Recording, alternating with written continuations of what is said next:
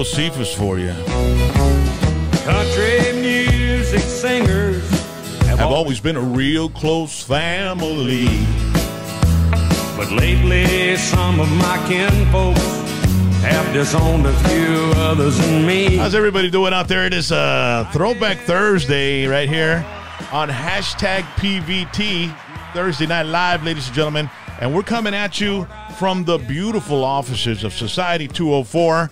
And if you look at the video footage, you can see how beautiful this beautiful office building is. It's situated right here in the heart of Edinburgh, Texas, historic downtown district. And let me tell you, it's growing. It's going to be beautiful. They're adding so many things to this area, beginning with the beautiful courthouse. It's just amazing. You want to be part of where all the action is in Edinburgh, which is the fastest growing city in the United States of America, already surpassing 100,000 residents between city limits. Well, you've got it right here. Your space is ready to accommodate or be accommodated. Any business of all sizes with a creative blending of 21st century amenities. You've got the kitchen, you've got the bar, you've got the bathrooms, you've got the dining room, you've got the lobby. It's like a big living room, which now has a Christmas tree. We're going to take video of that Christmas tree, yes, right? We'll take a picture right before we leave. Yeah, in front we'll of the do Christmas that. tree. It's yeah, beautiful. For sure. And, well, it's all you got to do is give them a call, 956-887-1143, and book a tour, and you'll enjoy it. Real nice. And tonight's show is brought to you by the Law Office of Carlos A. Garcia. If you're injured in a serious accident, arrested on serious charges, and you're in jail because of a family tradition, why do you roll smoke, sir? Get in the car. We're taking you to county. You're going to have county spread tonight. Uh-oh. And I'm talking about the food, all right? Yikes. So you don't want to go through all that. You want to call Carlos right away, and he'll get you out of jail, and then he'll start representing you. Federal cases are his, and that's his meat and potatoes, baby. So you got to give him a call at 956-584-1448.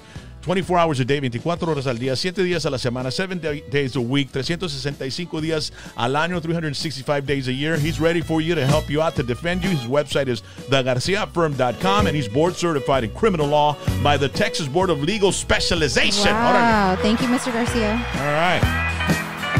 So, you know what? I think I'm going to change the music up a little bit, babe. Okay. To what? Man, maybe I can put like some... I don't know. We have Joshua Morales here with us. Joshua, man, what kind of music do you think would fit this atmosphere? You know what? I'm going to tell you. I've been on a Alanis Morissette binge. Oh, no, dude. I'm telling you, bro. Hell, I don't know what it is, dude, but I'm literally playing the same song over and over. And What I song? can't. It's Thank You. I don't know. I can't, You're welcome. Oh, man. Let me see. I'm telling you. Let's see what It pulls you in, bro. Alanis Morissette, right? Alanis Morissette, thank you. Okay, let's see what music this guy's getting into, babe. Oh, dear. Hold on. I'm waiting to hear some kids' voices or something. How about getting off of How about getting? antibiotics? I've never heard this song before. No? How about stopping eating when I'm full? Wait till the drums come in.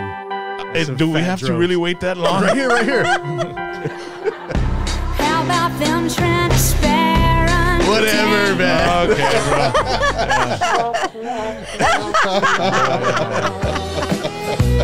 Oh, you got to listen to the Tiras del Norte instead. Or something. Ladies and gentlemen, Joshua Morales is the founder and of Alamo Digital Agency.com and producer and creator and director of Collapse, the true story of the Queen Isabella collapse documentary. How you doing, Joshua? I am doing great. Thanks for having us, man. Yeah, we bro. have some really good news, Yeah. to say the least. Introduce who you brought with you. So my right-hand man, Rob Espericueta, he is the guy that helped save the only 3 survivors of that night 20 years ago. So I've become good friends with him over the past how long has it been? Since February? Since February, yeah. So we spent a lot of time together. Yeah, we've been attached at the hip, basically. Why don't you raise your mic up Just a little bit bit? more. Yeah, put it a little closer, and you see that little round on right there, no, over there. no, go down a little bit more. That twist it around and raise it up a little bit. Got you. You know, the whole. There you go, and then andale. Yeah, there we perfect. go. Whatever happened to our? Where's our damn engineers? Where's my text? I'm right here. I already have 5 other jobs. Sorry, guys. How's that? Is that better? Yeah, that's better. There you go. Yes, Now we can hear you, bro. All right, so Ruben Espericueta, right? Robert I'm Espericueta. sorry, man. I'm telling you, bro. He's real bad with names. I'm not just bad with names. I'm just Everyone. bad at everything, Yeah, bro. with everything. So Joshua, how did you and Robert get together, ladies and gentlemen? Because the collapse, let me explain to them. It's the Queen Isabella collapse was something that happened in 2001 at about 2 a.m. in the morning at South Padre Island, between South Padre Island. It's the bridge that connects Port Isabel with South Padre Island, goes over the Laguna Madre. It's just an amazing and awe-inspiring bridge, right? And so at 2 o'clock in the morning, early in the wee hours of right after midnight, a barge hits it. It breaks the highest point of the bridge, collapsed. And so the people were coming back from the island from working at clubs or restaurants or, partying. They just went right down into the Laguna Madre. It was a pretty scary thing that happened. And so Joshua started a podcast. And in his podcast, as a matter of fact, I was one of his interviewees way when you were really starting, right? And so he ended up doing this awesome podcast with Robert about the collapse, and it's doing really well, right, dude? Yeah, absolutely. I think it's already reached over 1 million people and so much engagement. This whole project was birthed off of people's comments, of people's enthusiasm about the project. 1,000%. So we tried to talk about it more, and it kept growing and growing and growing. And then me and Robert ultimately decided, let's take it as far as we can. So what is it like? You reached out to Robert about it, or what intrigued you to start this? So Robert owns a club, a poker club, and he has all his murals. He has a key to the city. He has flags. He has stuff that was given to him because of his achievements for that night, being a hero. And I asked him about it, and then he told me a story, and then we kind of went our ways. He reached out to me on Facebook. And he was like, "Hey, dude, you want to come by and I got something to tell you. If you like it, let's try something with it." I kind of blew him off, and then he For weeks. Not kind of. He blew me off. Yeah. And then he came back and he's like, "Dude, just give me an hour of your time, and if you don't like what you hear, then we don't have to see each other ever again in our lives." So that 1 hour, I was compelled. The whole hour, he told me the story, and You're not the only one, because shout out to Mr. and Mrs. Martinez in La Feria. I went to go visit them. I dropped off some T-shirts that they had bought, ASUSTAME one-time T-shirt, which, by the way, folks, if you want them for Christmas, you need to order them now. It's in the description, whatever you need for any of our T-shirts or merchandise, and you can have before Christmas.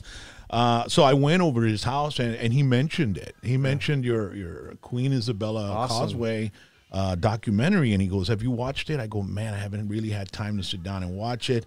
He goes, "It's pretty damn amazing." And nobody's seen it. It's not out yet. You're talking about listening to the podcast. The podcast, yes. Well, yeah, I guess. Okay, so this isn't. So what is this that's coming out? Is it a documentary with footage and all that? Yeah. We did a full feature documentary. Oh, okay. It's an hour and 15 minutes long. Robert's the main person telling the story. We got a bunch of locals. Talk about the locals that we got, because I'm super proud of that. So he finally gives me his hour. It's like, all right, I'll meet up with you and we can go through the motions here. At the end of an hour and 20 minutes of recording the podcast, he took it home and blasted it all over, the platforms. And we really kind of thought that was going to be it. But then the comments started coming in and questions, and a lot of good, enthusiastic. The reaction was it was well received, man. Well received. People started asking questions, so we kind of began to collaborate with the rest of the information that was lacking, And so Josh put together several episodes of a podcast, and we invited. He invited captains and one of the survivors and another fisherman that was with me the night. Well, in doing all this, we basically, through the podcast, created a storyboard for a documentary. And a lady by the name of Rhymes with Oprah Winfrey. Rhymes with Oprah Winfrey. Her name was Carla Winfrey. and she is an individual who is Oprah's cousin, and she has this company who basically assembles and puts together documentary and tells stories. Oh, and where is she from? I think It's Atlanta. Atlanta. Atlanta? That's right. Atlanta.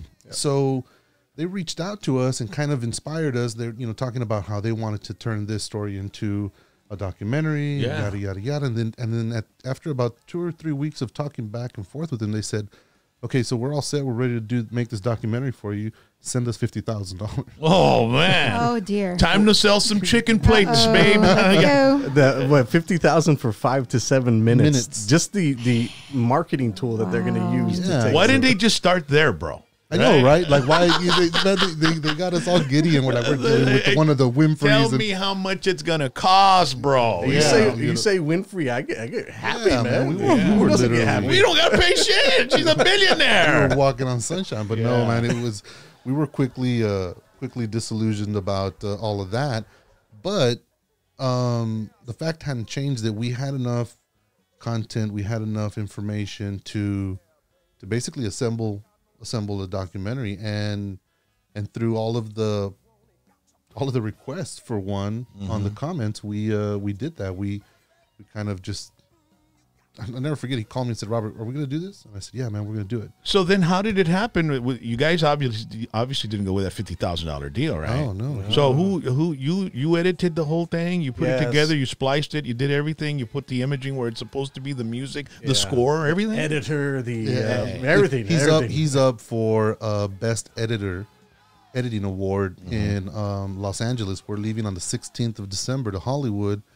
The documentary made the Golden Film Award. Wow. Golden Film Award. Hollywood Golden Film Award. Congratulations. Thank you. That's awesome, dude. So we don't know if we've won yet, but we were invited because out of about 280 submissions, they picked 5, and we were one of them. Oh wow. Whoa. So that we're is excited awesome. about that. Yeah, that's interesting, And- dude. That's pretty crazy. Yeah, it's fun. It is, Wow. man. It's surreal because this is not my realm, creating It's not mine content either. or. Well, I or mean, doing it's things. real. It's a story. It really happened. People were affected. There were victims involved, and just the way they died that night is just hard to freaking even fathom.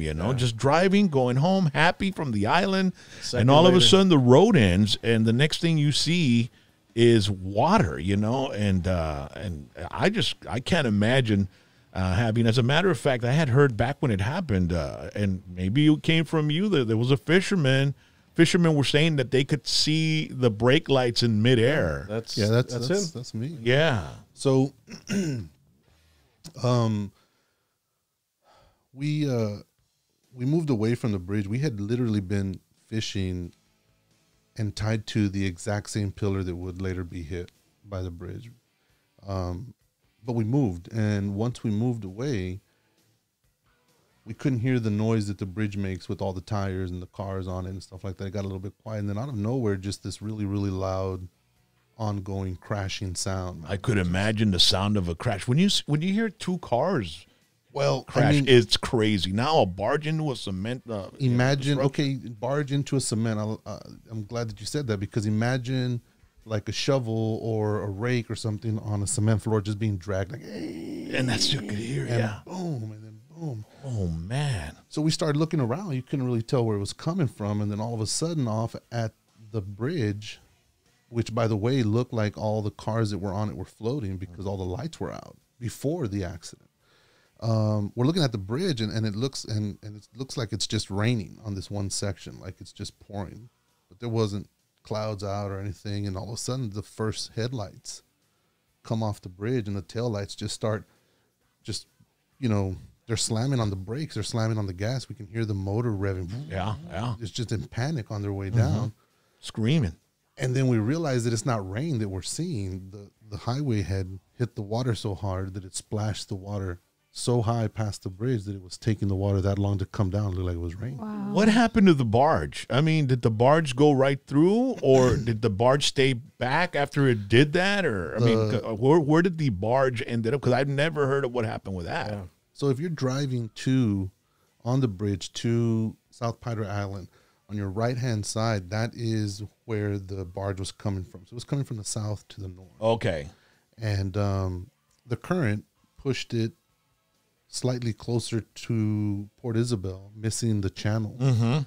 And so since it didn't fit in between anything, it hit one of the pillars, And it got stuck. and then it kind of swang around over here and wound up almost parallel with the bridge, but they managed to get it out of the way. Oh, okay. But the damage had been done, you know. Cars were just pouring into, And there was no way to like to, you know, put some stand and say, don't stop. There was nothing.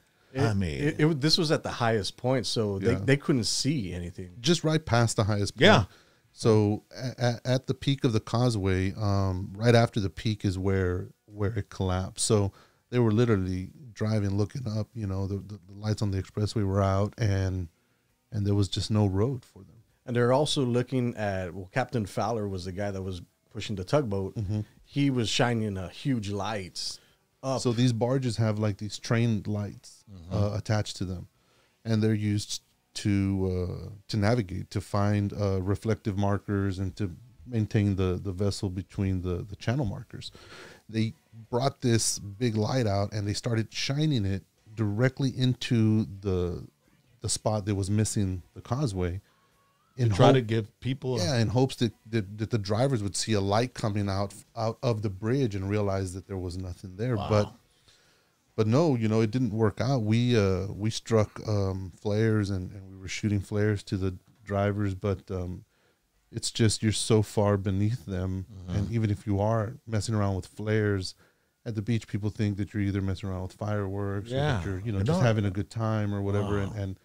And so after that crashing sound, immediately we just started hearing these engines revving, like violently revving, and the tail lights lighting up as they were in midair, flying down into the water.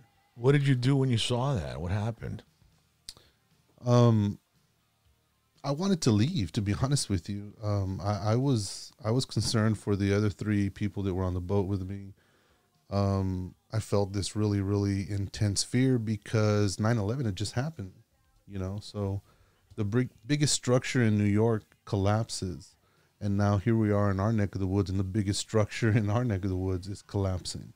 So I immediately thought that this was some sort of terrorist attack. Yeah. And that was just intuitive because it was in our, you know, it was in our minds. So I wanted to leave. I tried to turn the boat on to get to safety, and my cousin Roland calmed me down. And back then I used to shave my head, and so I'm sitting in the captain's chair, and I'm about to turn on the boat, and he puts his hands on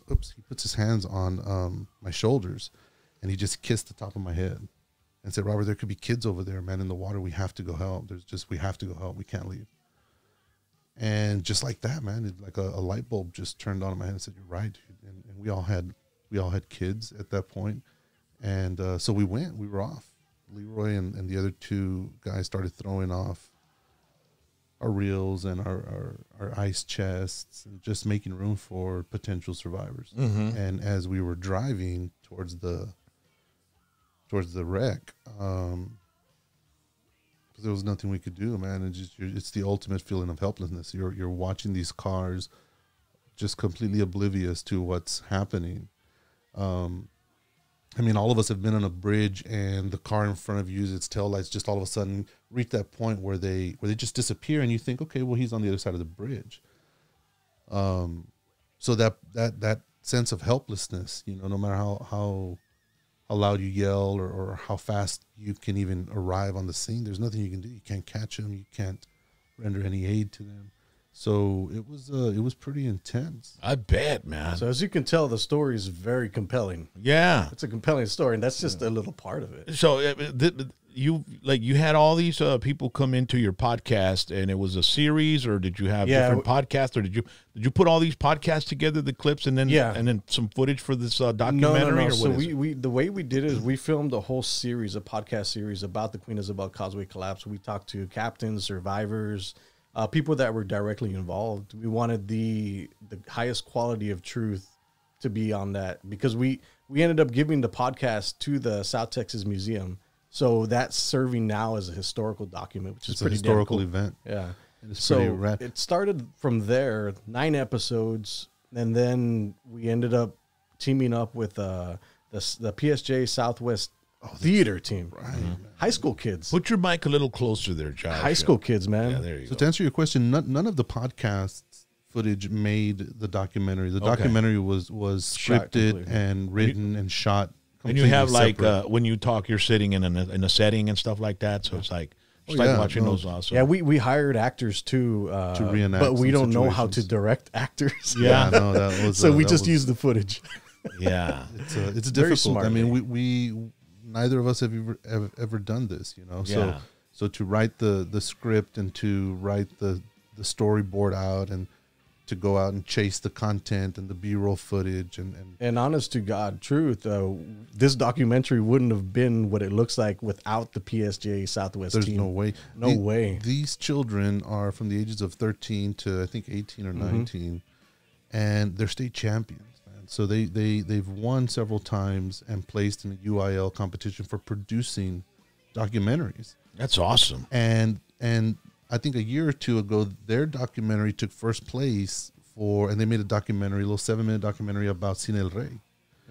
Well, they reached out to us. Charlie Palacios is their teacher and instructor. He reached out and said, guys, you know, we would really love to shoot a 7-minute documentary about this so that we can submit as our UIL project. Wow. And at what time did That's they? awesome. At what part did they send you the $50,000 bill? I'm just kidding. We owe it to them. We owe them. Yeah. Just You're buy us 100%. lunch, dude. You know, lunch money. You know what I mean? We owe it to them. Yeah, we do. Yeah, but that's how it works. You know, you put a crew together that are ambitious. It's like having a rookie running back in a football game. You know what I mean? Absolutely. He's going to give you 110% because they want to prove themselves. They want to do good work. And to be able to get these kids together to be involved in such an amazing type of, documentary, bro, that was great for you guys, man. It's been a learning experience, and I think Josh and I are both humbled. We already had several versions of the documentary, and then we watched what these children are producing, and we're like, holy crap! Like, we Gotta shoot it again. Dude, that's we have to scrap it all, man, and do it again. Wow. let me tell you, bro. Inspirational. Back when we were kids in school, I mean, I was in the 80s, you didn't have many kids in drama or in film or anything like that. But the cell phone has just changed so much of that dynamic. Everybody's making content. Everybody's making videos. And these young kids are really perceptive to the editing and all that stuff and all these apps and the way They they have work. a handle on it, man. They have a grip on the technology that I can't even wrap my mind around. Yeah. and it's super impressive. And it was them. It was basically their humility, basically showing us what they were able to do. And then when we compared it to what we had, we said, man, we're so far off. Had we submitted what Josh and I were working on, none of these film festivals would have Give us the time of day. Yeah, would have given us a time of day. Man, so that's a great accolade for the kids as well, man. Yeah.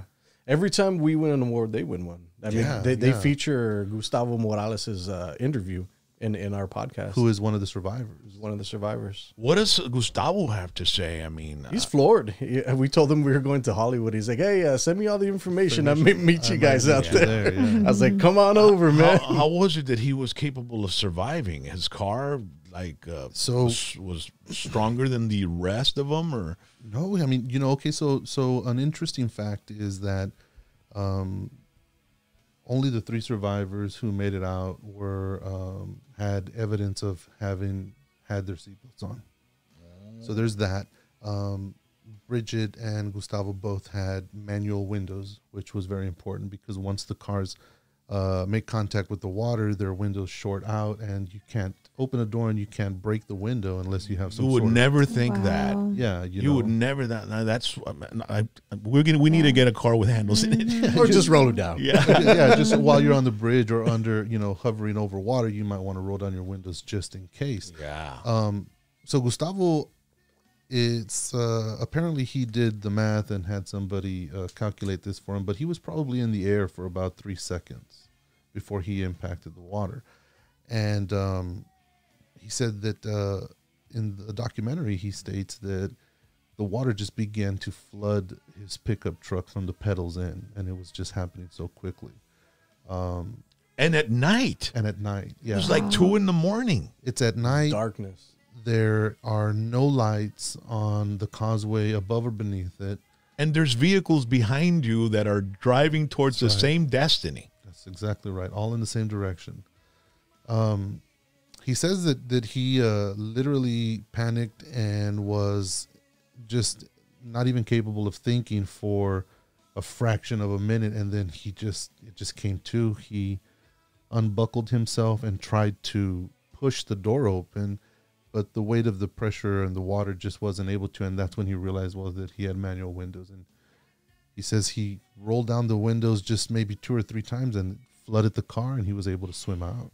Wow. Damn. And unfortunately, a vehicle didn't land. Were vehicles landing on top of each other? Vehicles were landing on top of each other, yes. Yeah, and in their immediate proximity of one another. I mean, there's only so much space. And once the front tires leave the pavement, there's no steering. So either you were on the right lane or the left lane heading in the same direction. So they didn't quite land on each other directly because of that. Yeah. And different speeds projected them further out. And so, but yeah, they were It all depends how fast you were going, how light your car is. Some are heavier than others. And but and so the documentary, we're talking 60 minutes. It is an hour and 15 minutes. We have 2 different versions. They're full feature documentaries if it's 60 minutes or 40 minutes and above. We qualified for the full feature documentary, which is the 60 minutes and the hour 15. All the new awards that we're winning now are for the new version. The new version has an extra 15 minutes of content that we found the Coast Guard that was out on the actual boat that day, and he gives his eyewitness account. We flew out to D.C. to go get his interview. Josh and I have literally been traveling all over the place to make this happen. That's great, man. It's amazing. That's awesome, man. And then another one from JP Montoya, he talks about the situation that was going on that day. This is more for a mature audience. Yeah, so Josh and I struggled a lot because we were fortunate enough to come across all the information about that night, and some of that information includes the autopsies of those that were recovered from the water, and we were, so I mean, I painted the Coast Guard in a really crummy light because of what happened that night. So they get there and they're just super nonchalant, you know. They're an hour and a half late. So I've been out there after the accident for an hour and a half before the first Coast Guard vessel arrives. Mind you, they're 7 minutes away. Their station is literally 7 minutes away on the water. And so I've had this, I used to have this animosity towards them because I get there, you know, I'm there and they come, you know, they show up on scene and they're super just passive and nonchalant. They can't help. And I got 3 survivors on my boat and some of them are bloody and beat, and I'm trying to get them to help. And the guy's packing a cigarette box, man. He's like, whoa, calm down, man. You got a lighter? I need a cigarette, bro. Look at all this mess, you know, and super, super just not what I expected. Well, we were fortunate enough that that some of these Coast Guard men heard the podcast and were given the podcast, and two of them actually reached out to us, and one said, you know what, I'd love to explain to you the logistics of that night and where we were mentally and why it took us so long, because not that I care on a personal level, but I don't think that it's fair that you've depicted us this way and we haven't had a voice in the situation. And this is 20 years later, This is 20 years later. So if he was 25 back then, you're looking at 30. He was actually 21. He was 21, so he's 41 years old. I was 21 when this happened. He was the same age, and he was actually a cook, a Coast Guard cook for the crew on the vessel that arrived that night.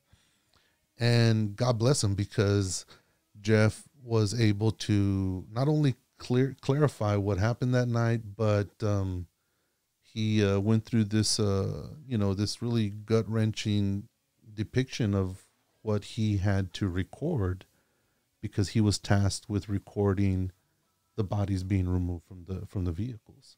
So we have been able to line up his description of some of these people who were lost, along with their autopsy report that is in the court files, which is public knowledge. So we had the content, we had the footage, but we struggled with it because these are people's family members, and these are people's children and loved ones. And through this whole thing, I got to meet a lot of these people on a personal level. So it's difficult for us to do that, but to be true to the craft and to be true to the history, we began to do some diligence, and we looked up, some of these directors that have directed other documentaries, and we've looked at their content. And well, the fact of the matter is that even, on some of these murder cases and stuff like that, they do have some of these pictures and the reports and whatnot. So we felt compelled to just leave it in. So we have a hour and 15-minute version, which is, meant, I think, for a little bit older, more mature audience. Mm-hmm. Yeah, well, it's interesting, man. That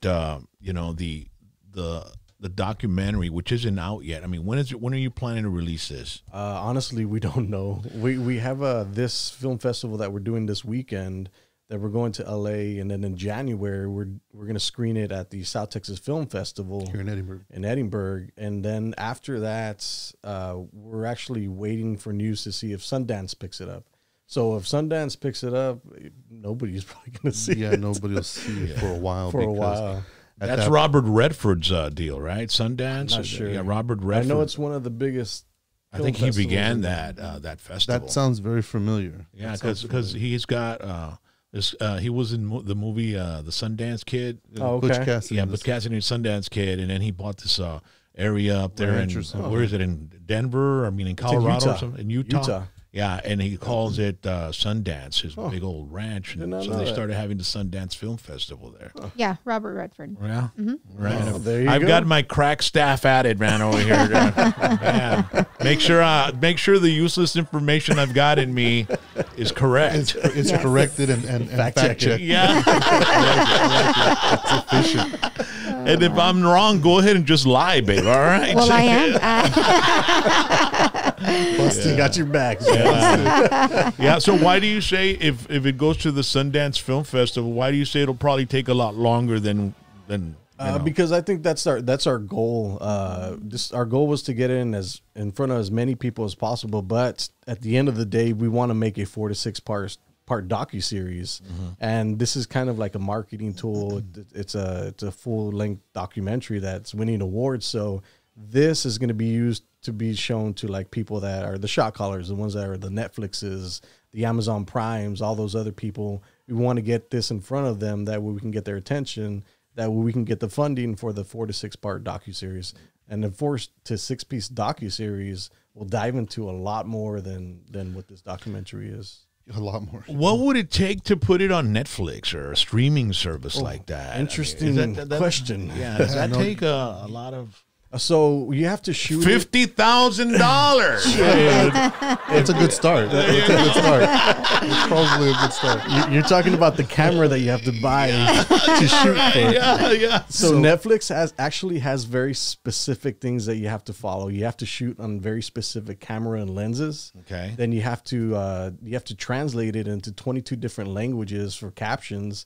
There's a whole process of this, and there's middlemen that will take your stuff, do all this for a phenomenal fee, and then get it in front of Netflix. So we're trying to use the buddy route, and Sundance gets it, we stand a chance. So basically right now we're using the documentary to kind of showcase not only the story, but our ability to create documentaries, and hopefully somebody will have the faith in us to fund the rest of the series. As far as Netflix, Hulu, Amazon, all these places, they pretty much, when they first opened and started doing business, they started getting bombarded with all this content, and they just couldn't handle it. So through that, these distributing agencies were birthed. And now if you want to stream anything, from what we're understanding and learning, I'm a novice, I don't know, you have to go through these distributing companies. In music, it's TuneCore. You know, you upload your song to TuneCore, and they distribute it to all the streaming platforms to try to get them to. And it's just under TuneCore. And you can put to receive royalties for the stream, and TuneCore receives it and puts it into your account. And of course, they all take a little bite out of it, right? Yeah. But that's basically what you're now. There's digital movie. Or documentary streaming services or distributors that distribute them to the streaming service. I guess, Well, that right? apparently that's TuneCore? That's where we're headed next. If and when we get accepted to Sundance, and we're hoping that you know, like Josh says, some shot callers will see it and be inspired, because ultimately, I think eventually, Josh and I have been working on a script for it. We think that there is enough history and story and background to even create a feature film. Imagine seeing this on a feature film. I got a great idea for you guys, man. After this one, to make a documentary about those kids in Alton. Oh, you're all bus laughing at accident? each other, right? Wait, you got something like that, an idea? Or what? Well, let's just drop it here. Yeah, the Alton bus crash was like, that is, because I was thinking that's part of Texas history. It is. What happened with you, you know, with the collapse. Well, Josh, go That's- ahead. Let them know. We've that is our next documentary. Yeah. Wow. Yeah, we've already started the podcast series. Great minds think alike, Yes, bro. sir. Yes, sir. Exactly right. You nailed it. You all lucky you started on it, because I would have jumped. Not just no, Apparently a lot of people have. Yeah, we're not Yeah. the first. It's That's- not easy though. It's like not, you said. I mean, it takes a lot of you know, calls and you know, putting things together, and a lot of footwork as well, and flying to places to talk with people that were there that are here no longer. You know, And that's why we want to get funded, because we fell in love with the process of Process, yeah. documentary making. I mean, we got to meet so many people, talk to so many people, and can you believe people get paid for this? Yeah, it's crazy. Yeah. I mean, and it hasn't baffled me yet, because we're having such a good time learning and experiencing the process. We've had to fund it. And normally when you're having a good time and you're learning stuff, you're paying for it. Yeah. So we've been funding this the whole way happily. dude, we spend money on crap we don't even need. This is at Yeah. least something you can leave. Exactly. You know? Well, this we're hoping that when it's all said and done, whether or not Netflix or anybody streams it, we're hoping that it serves as an archive of history of that night, you know. And since we donated the podcast, Josh donated the podcast to the museum. I'm thinking that this documentary that we produced will be something that people will look back at, you know, on the anniversary of this event or the memorial of this event every year. Could be something that, you know, Port Isabel shows the students, that, you know, that the locals use and stuff. It was never planned to be such a monumental thing, you know, but all of a sudden here we are with like 8 best featured documentaries and like 6 or 7, you know, official selections. And it just blew up, and we had no earthly idea or even intentions of it getting so much recognition. It was just, it baffles me. Where are you from, Rob? Right here from Mission, Texas. Mission, Texas. I grew up in And La Jolla, Texas. how old are you? I'm 42 years old. 42 years old. So you were born about 1980, 79? 79, yeah. 79. So when that bus accident happened, you were about 10 years old. Yeah. It was 33 years ago. Yeah, it was like 88, something like 89. It was or 89. 89. September 89. I remember seeing it on the news, man. It was really, really tragic. And I just I remember thinking how the kids felt in the bus as it was submerging, and they were trying to get out through, you know, the windows. And there were stories going around that there was a little chubby kid that couldn't fit through the window, bro. And he ended up drowning in there, you know.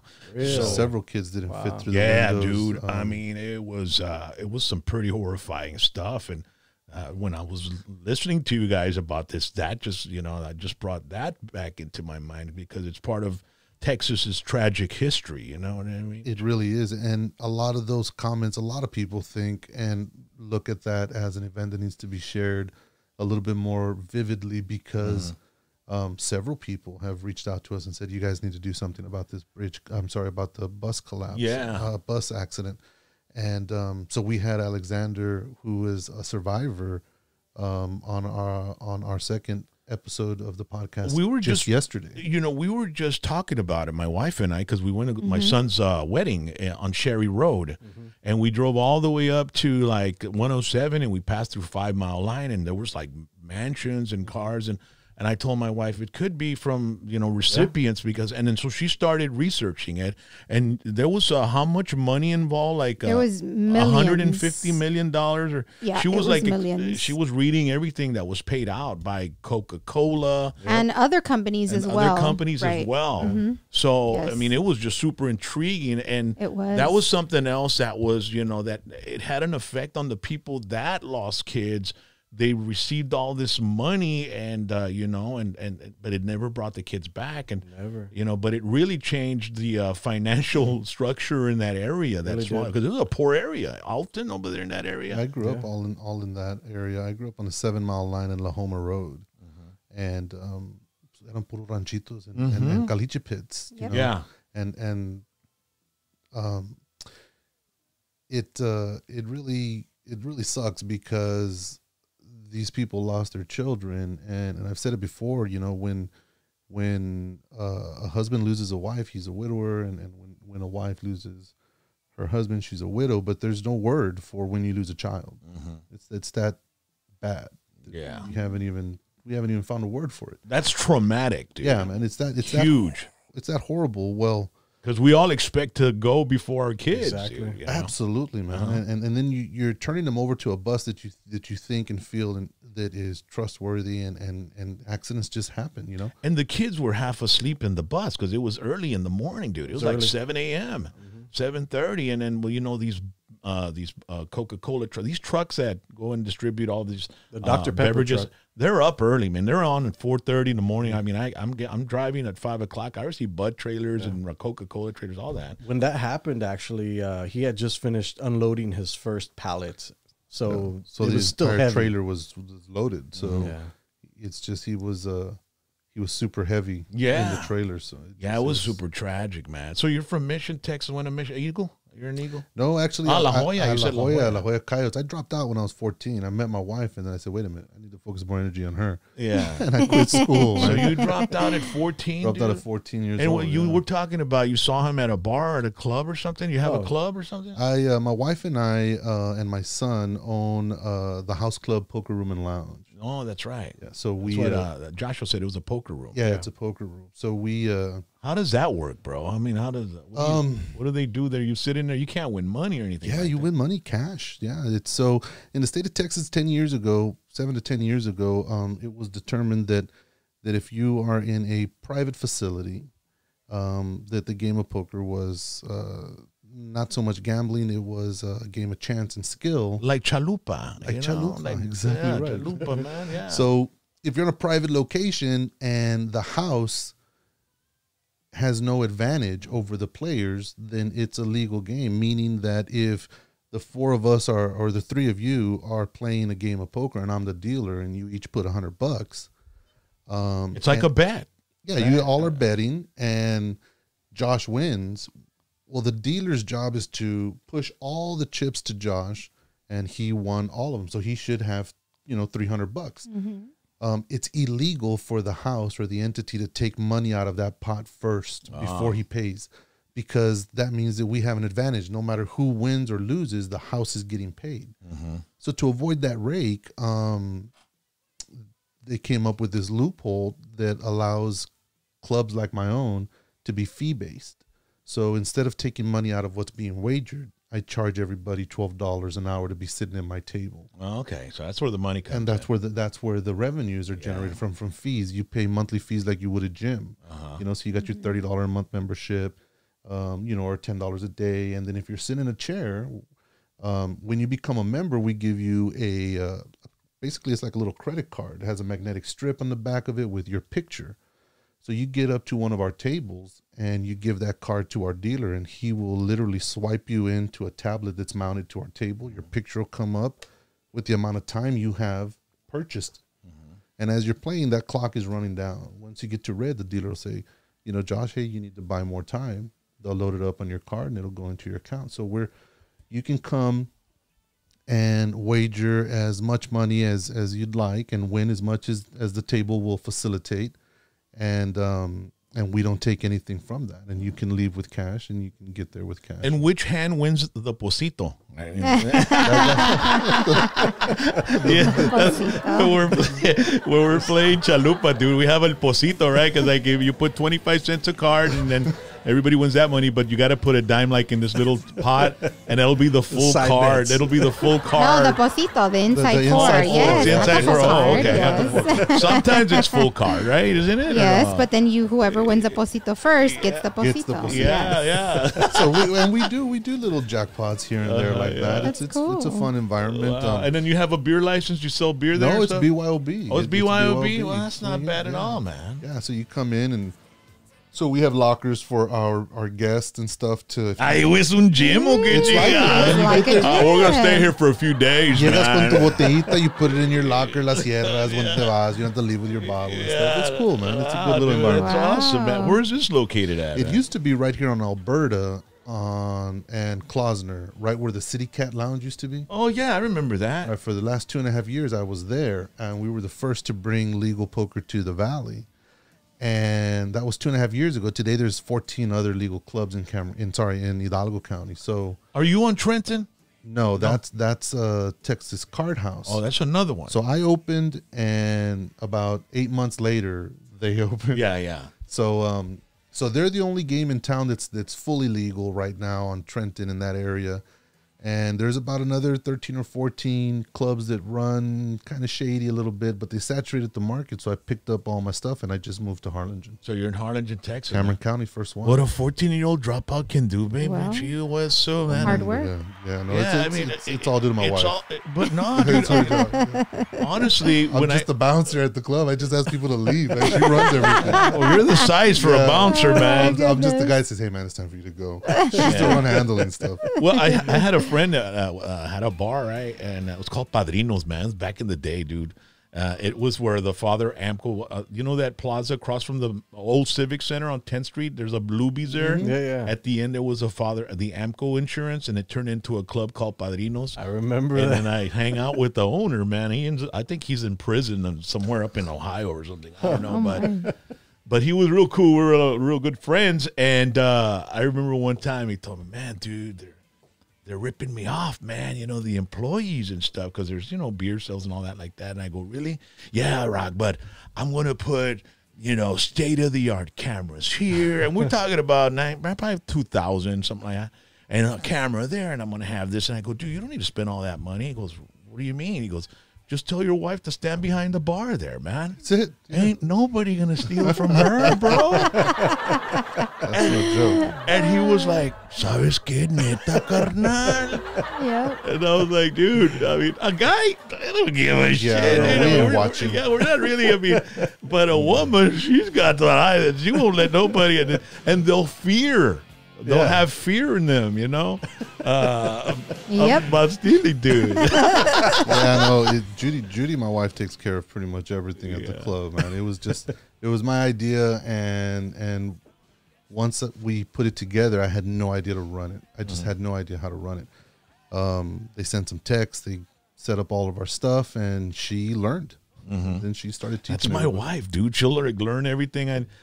They send me a book, right? Little Joe, shout out to Little Joe. I talk with his manager. They call me. They say, hey, Joe might want to be on the show. I said, okay, cool.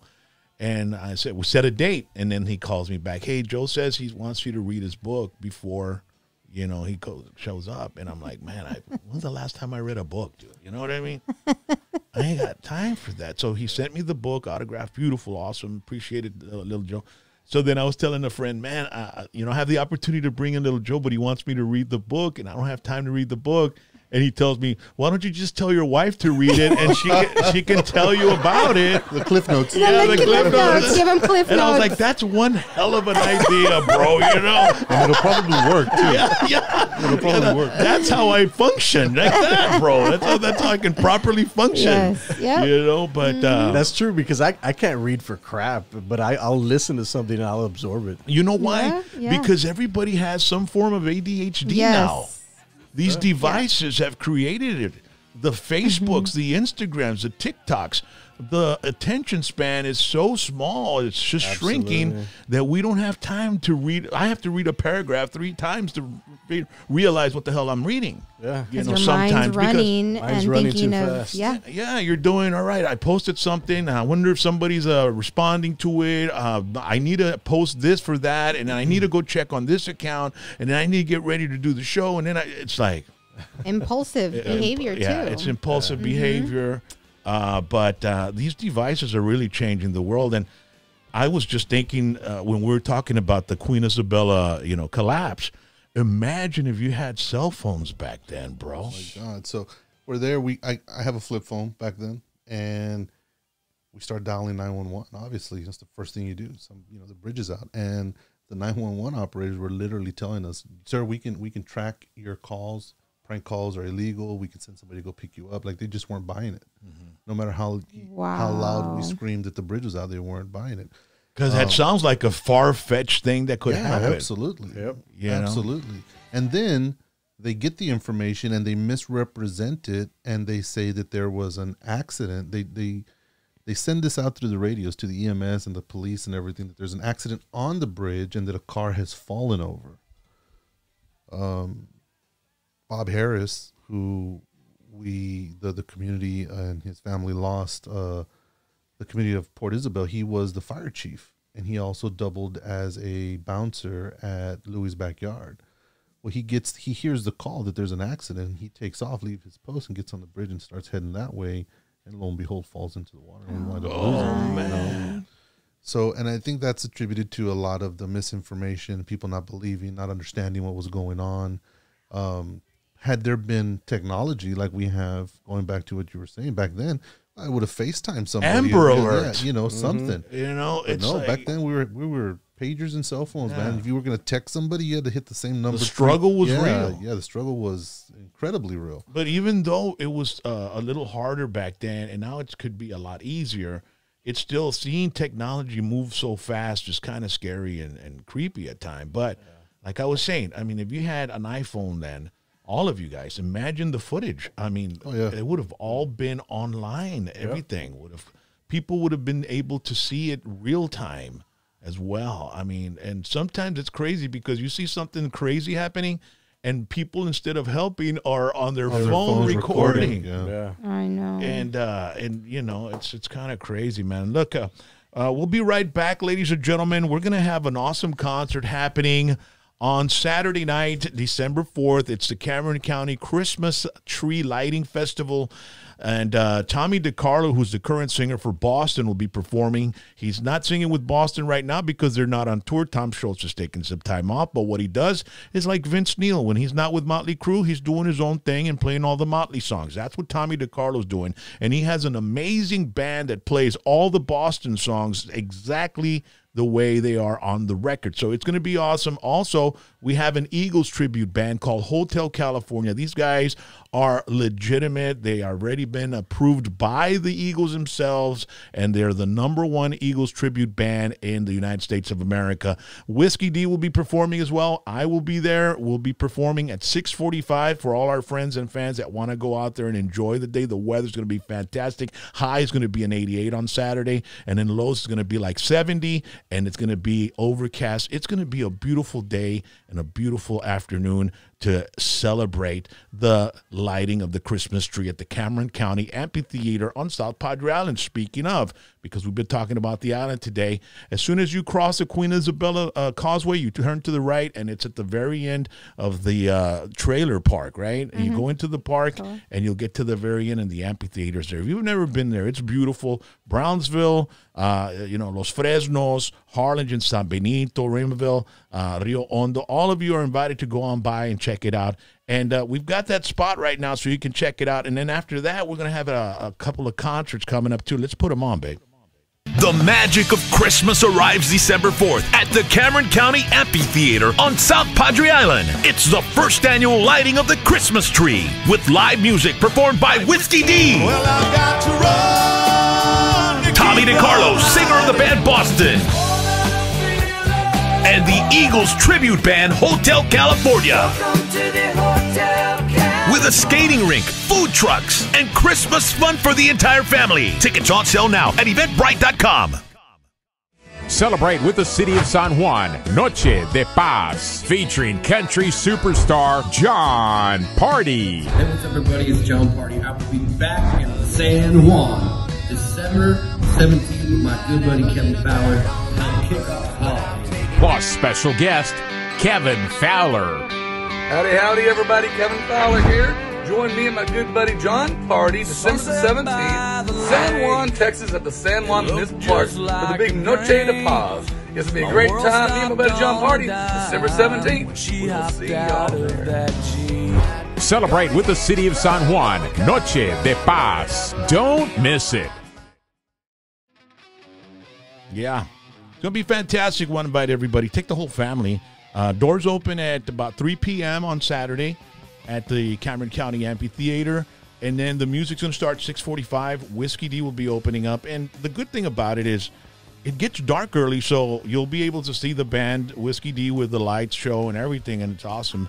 So it'll be fantastic. Plus, an American Idol artist is going to be there as well right before Tommy DeCarlo. They're with the same agency. But Tommy DeCarlo is an amazing singer. Look him up on YouTube. And it's going to be worth every penny. So make sure and go out there, take the kids out there, food vendors, ice skating rink.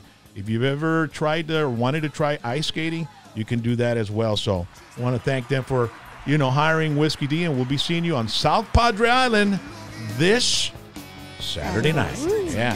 All right. And then next week, speaking of poker and stuff, we might be in Vegas, right? So we'll be vlogging our trip to Vegas. And the thing is, dude, is my wife and I, we're not much of gamblers, bro. We're not.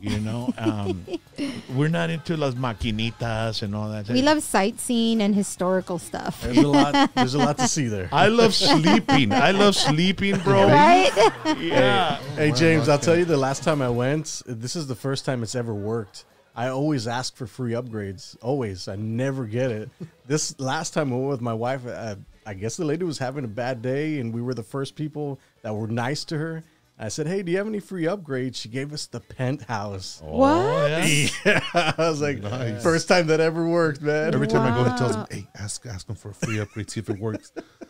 I always do it. Never We gotta works. say that. Babe, we gotta say that. Oh my God, I'm so excited to know. We gotta say that. We're staying at some place. It's like a medieval place, right?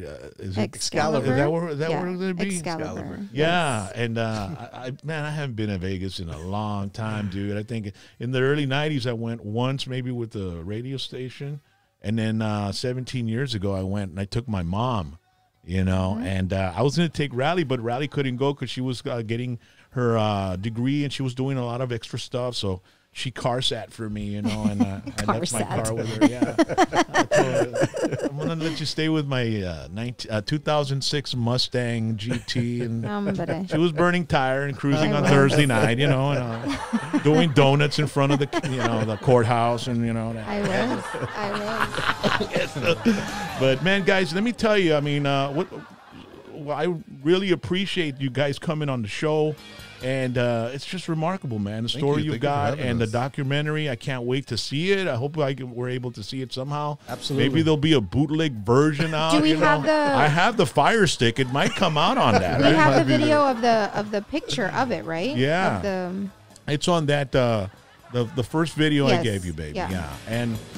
But the cover's really cool. Who came up with that? Fiverr. I hired a guy from Fiverr.com, and I told him exactly what I wanted, and he put it. He nailed it. He nailed it. Yeah, dude. It looks gloomy and scary, and it was. It's screening this weekend, and on the 4th and the 5th. And where's this at? Where's it screening? On the island. On the island. Beach at So the we're gonna be Marriott. out there. Oh my goodness. Cine Sol Film Festival. You guys come out here on Sunday if you're around. We'd love for both of you guys to come. Dude, that would be awesome. On Sunday it's bro. at 12, but Saturday is sold out.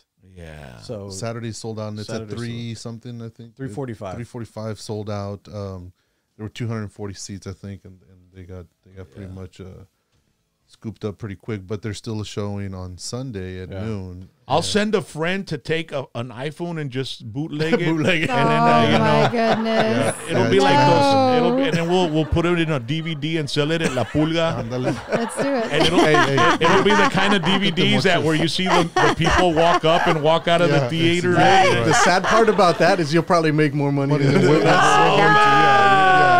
You're gonna kill it. You're gonna $50,000, guys. That's what I need for 7 minutes. For 7 minutes of audio. No, man. Ladies and gentlemen, thank you so much for joining us tonight. We're gonna head out, and I got my Cowboys gear. We gotta check out what the score is with the Dallas Cowboys and the New Orleans Saints. But Robert, man, appreciate you coming by, man. And of course, Joshua, you're always welcome on the show anytime you got something going, man. And maybe after you guys come back from Hollywood, you know, we can come back on the show and tell us about your trip up there and all the cool stories. All right, absolutely. All right, ladies and gentlemen, we want to thank you for joining us and want to thank our exclusive sponsor for this show tonight, the law office of Carlos A. Garcia. If you're injured in a serious accident, arrested on serious charges, you need an attorney that'll fight for you in court because serious cases require a serious lawyer. Call him at 956-584-1448, 956-584-1448, 24 hours a day, 7 days a week. Visit his website, thegarciafirm.com. He is board certified in criminal law by the Texas Board of Legal Specialization. You all have a beautiful evening, and call him up if you need him, and he'll take care of that federal or state case, whatever you got. He'll take care of you. If you're involved in an accident, give him a call because he'll get after them to get you what you deserve, all right? You all have a beautiful evening. We leave you with some Carlos A. Garcia. Wave at the camera, guys.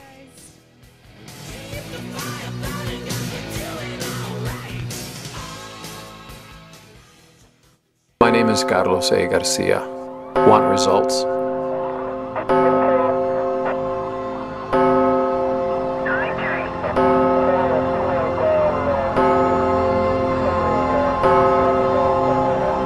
Want more?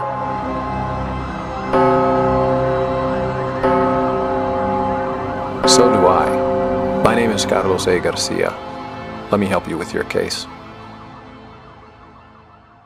Mi nombre es Carlos A. García. ¿Quiere resultados?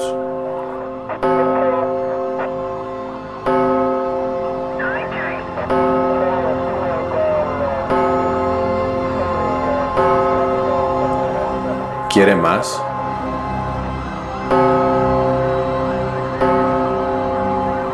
Yo también. Mi nombre es Carlos A. García. Deje ayudarle con su caso.